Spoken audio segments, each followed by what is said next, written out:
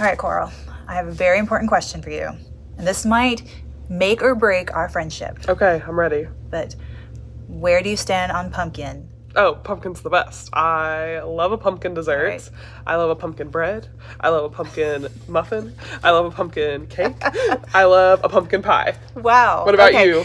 We can stay friends. 'Cause Okay. I like pumpkin as well. The only thing, I love all those things you mentioned, but the only thing I'm not a fan of is the pumpkin spice lattes. I don't know why. It just doesn't do it for me. But Well, I don't drink coffee, so I guess we can be Okay, friends. we can stay friends. Yay. Good. Okay.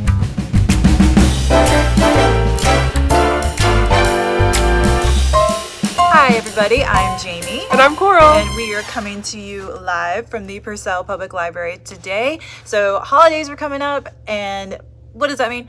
Food. So we have decided to talk about some upcoming releases in the world of food. We got cookbooks, we got some food-themed fiction for you. So I think Coral is going to start us off.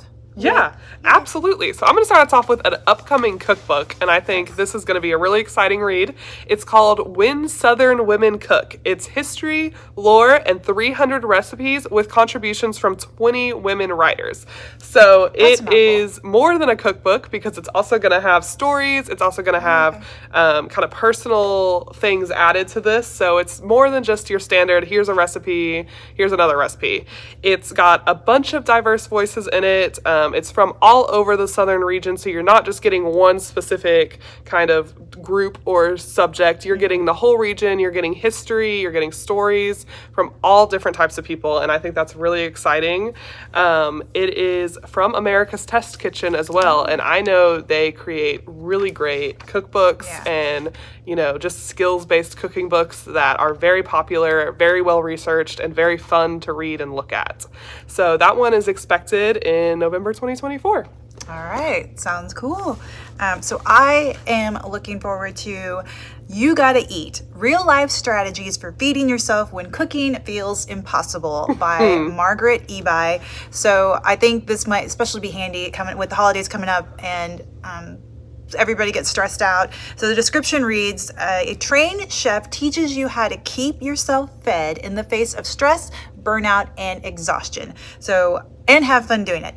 Because we've all been there. I mean, you work all day, you have things going on, you get stressed out. Sometimes you do not have the energy to think about food or to meal plan. And so this cookbook is supposed to be part cookbook, part pep talk, and part action plan. So with tips and tactics to keep yourself fed. And so she's got, it says 10 do exactly this recipes, and then for making effortless food that is nourishing, tasty, and even a little bit fun.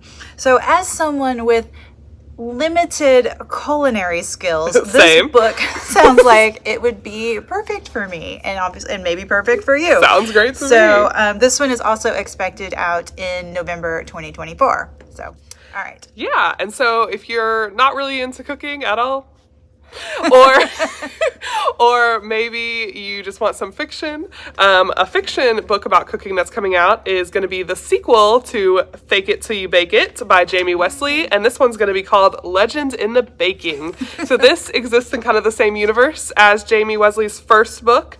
It follows Sloan and August. August is a football star and a cupcake baker, because you can be both. So when he goes viral online, talking about his cupcake shop, they bring in Sloan to help be the new social media manager of the cupcake shop. And Sloan and August know each other because Sloan is the younger sister of one of August's close friends. So they have known each other for a long time, but we're going to see this bloom into a fun romance. It's got football, it's got cupcakes. What more could you ask for? Right. What else are you looking forward to, Jamie? Okay, so I am looking forward to Bodega Bakes by Paola Velez. So if you don't know, bodegas are kind of small, like convenience stores, grocery stores in urban areas. And she grew up in the Bronx, and bodegas were a staple of her life. So I have to go on a tangent here. Sorry, y'all. Bodegas also, some are known for having cats.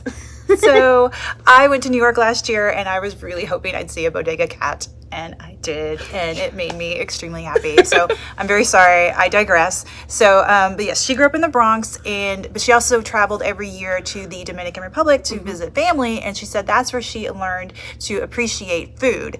And so the book is inspired by the treats she used to get at the Bodega when she was young, and by her Dominican heritage. And I watched a few interviews with her, and her personality is so infectious. So I feel like her writing style is probably going to be the same. And she said she wants to teach novice bakers, us, and have this be your next baking Bible.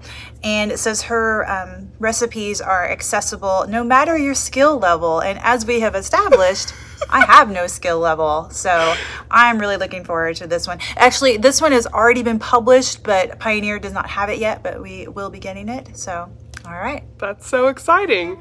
And as always, you are in charge of what you read. We have books for everyone, so make sure you check the content warnings or kind of the vibe of the books before you read them. But we'll see you next time. This was Books and Banter. See ya!